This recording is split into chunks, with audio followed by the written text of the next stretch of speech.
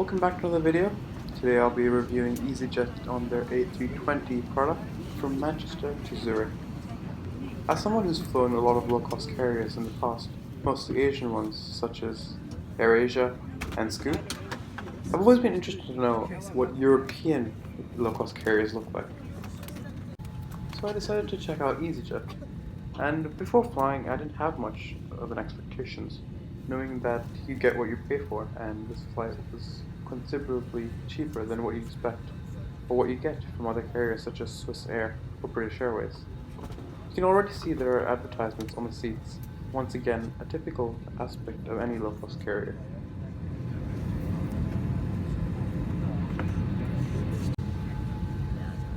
So let's take a quick look at the hard product of this aircraft, Airbus A320.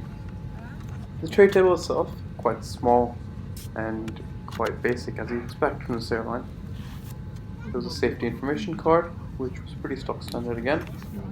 We saw the duty-free shopping guide, which was boutique and contained a lot of goods that you'd expect from any duty-free shop. Just a quick heads up, this was taken pre-COVID times in late 2019, so some of this may be outdated. Another guide and magazine that they had was the Traveler Guide, which was quite similar to any other airline and their entertainment magazine. Didn't really take much look at it, I'll be honest. I was more interested in seeing what options they had in food and drinks. They in fact had their own wine menu and wine tasting menu, which is quite interesting that I've never seen in any other airline in the past. And another thing that I saw was a very interesting advertisement that I never expected to be in the seat pocket.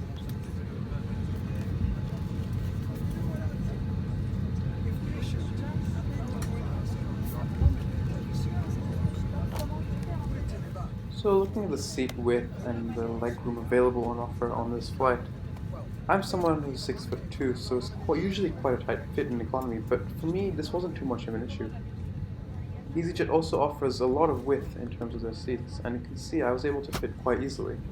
While the armrests were quite small, my arms were able to fit comfortably. So now let's take a look at Bistro, easyJet's food options. So in terms of the pricing, I felt this was not too bad, and you can see what I have later on. As we take a look through the menu, easyJet has a lot of offers on board, and a lot of different types of food, albeit snacks or actual meals.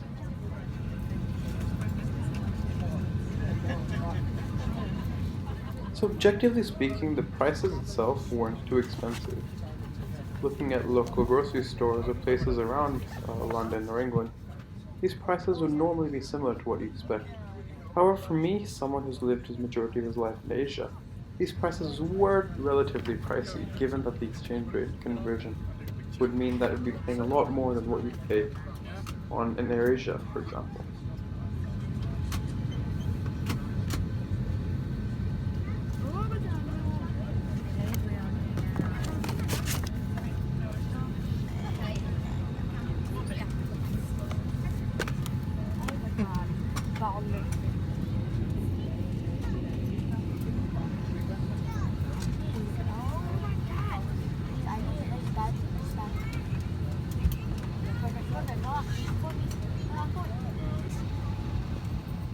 Each seat was equipped with an individual air nozzle as well as a reading light.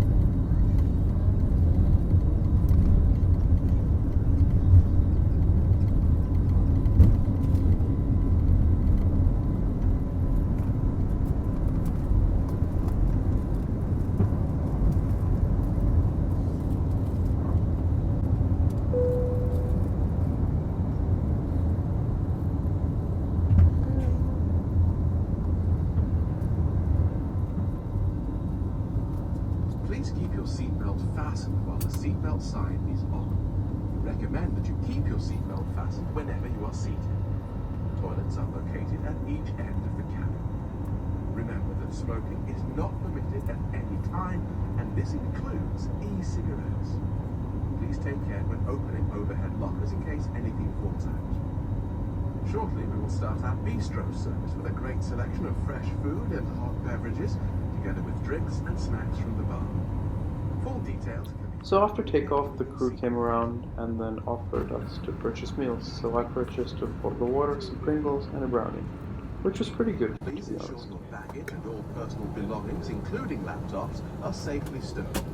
Your tray table must be stowed, armrests down, window blinds open. So that brought and the your end seatbelt of fastened. a very short flight from Manchester to Please Zurich. remove the safety guard found So in what your was my seat final pocket. verdict on easyJet? Is it what you expect of a local carrier? And my answer is no, because it was above expectations. Going into this flight, I was quite skeptical. I didn't want to really have any expectations because for me, I've only flown on Asian low-cost carriers, which are occasionally notoriously known for some poor service or sometimes poor seats. But then again, I was majorly impressed by easyJet's service and the way the aircraft was. The soft product and hard product both exceeded my expectations, and I honestly felt that this airline is a definite value for money. Is it comparable to airlines such as Scoot? For me personally, I would say they're on a very similar level. Scoot at times has been known for some poor service or sometimes even poor food, is what I experienced in my previous videos. But Scoot's hard product, as well as the fact that they are part of the Singapore Airlines group, shows how strong their work is, and from that point, I guess you would be able to compare the two. A big thing about easyJet is its affordability and its connections, given that they operate from a point-to-point model, meaning there's no hub in easyJet's mode of operations. And that way, I'd say easyJet does stand out as one of the best aircrafts and best airlines in terms of low-cost carriers, especially from what I've seen.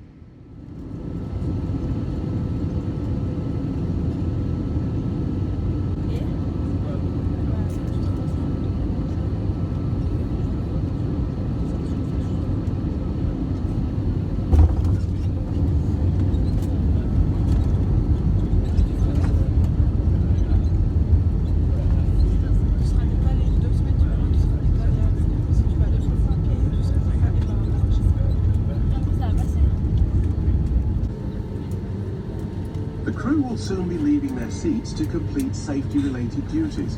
Please remain in your seat until the seatbelt sign is switched off.